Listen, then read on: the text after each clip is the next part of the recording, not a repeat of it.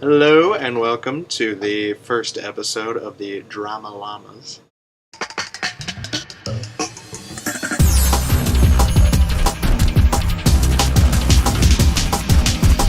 I'm Doug Urbanski, And I'm Stephen Jeffries. and today we will be talking about the first three sections of The Art of Writing, Dramatic Writing, my apologies, Get it right, Doug. by Llamas.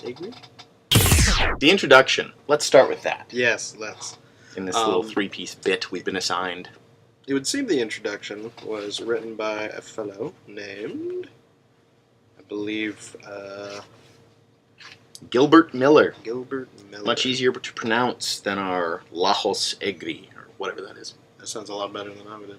Yes, I think it does as well. But in any case. So what did you like about the introduction, Douglas? I was particularly fond of what Miller had to say about, what he had to say about this theater and its rules, and that the theater is as studded with rules as is a baked ham with cloves. None is more rigid, choice.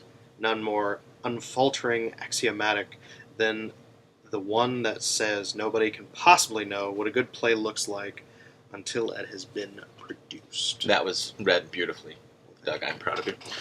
I was particularly fond of the fact that Gilbert, our buddy, points out that Mr. Egri, see now I'm butchering, writes with the solidity, the authority, the ease, it seems to me, comes only from knowing more than one profession. I am particularly fond of the fact that it is not the art of writing plays. No, no, no. It's much more than that, Douglas. It is the art of dramatic writing in its entirety. And it's really nice that they sort of bring together this synthesis of many different things. Prose, I'm assuming poetry. We've not gotten very far yet, but it's not just plays. And that is encouraging. Now I must ask you, what do you of the quote that I chose? Do you agree with that statement that a good play, you can only know what a good play is until you've seen it produced? Yeah, actually, I think so. It's something on paper can be a great idea, Yeah. and then in production, it can be horrible.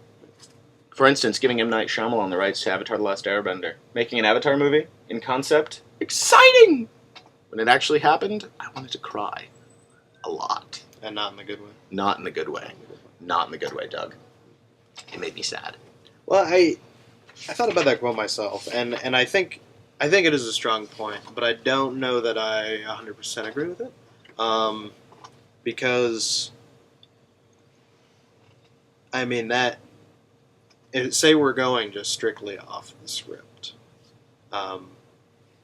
Your M. Night Shyamalan example is a good example, but say somebody else had directed it, someone else had produced it, still use the same script. Do you think it could have been better, possibly?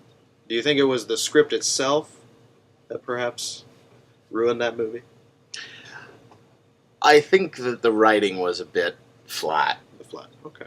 So, yes, perhaps you're right. But, I don't know. I could just be holding a grudge since he destroyed what may be the best cartoon series ever to hit our fair television screens. Well, I think ultimately I do agree with that sentiment. But I don't know. I feel like you can still see a good play on paper.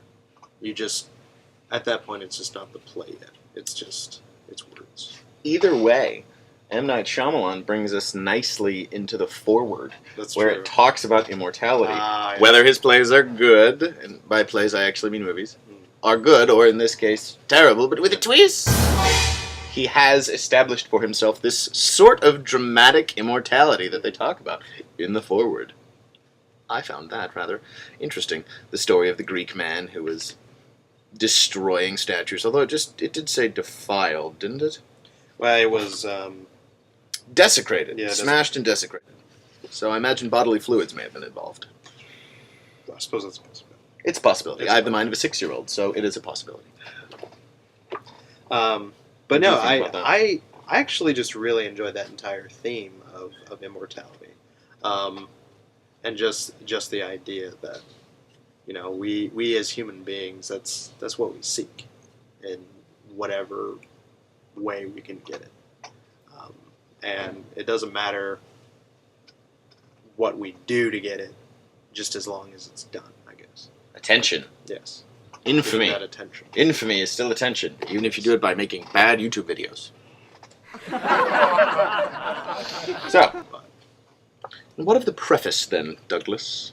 The preface. Oh, the preface. Oh, the preface indeed. The preface. The beginning of the preface is really what struck So me. the preface of the preface. Yes. This book was written not only for authors and playwrights, but for the general public. Again. Which brings us back to the point that you brought up earlier in the introduction. It's like it was planned that way. It really wasn't. That's what's funny. But no, I think that's what makes this such a strong book so far. I mean, In theory, yes. Should be interesting. Just the idea that this is not just for authors, not just for playwrights. Actually, I think just the fact that authors were kind of separated out from playwrights even strengthens it even more. In that, there's a lot that could be brought into just prose fiction, or I would think even maybe longer poetry, maybe like narrative poetry. I particularly enjoyed. Sorry, I'm going to interrupt you like a just- jerk. You breathed, so you're fair game. The effect of something much more important, talking about scene, tension, and atmosphere. I really enjoyed that, sort of viewing those as, an effect brought about by something, not necessarily a means to their own end. Right. I thought that was interesting, and a theme that could really go with in any kind of writing. There must be something to generate tension, to create complication. So, I am optimistic about this read.